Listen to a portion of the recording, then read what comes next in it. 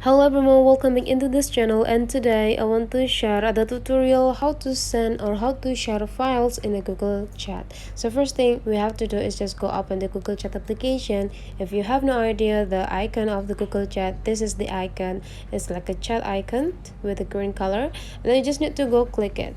And after that, you just need to find out your friends that you want to send the files to. For example, you want to send a file into your friends here.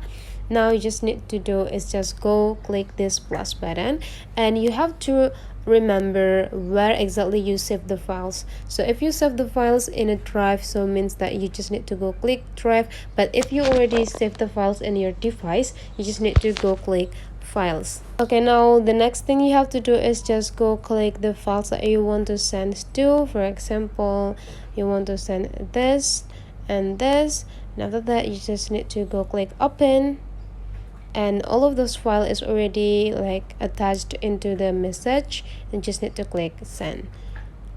And now the files is already sent into your friend through Google Chat.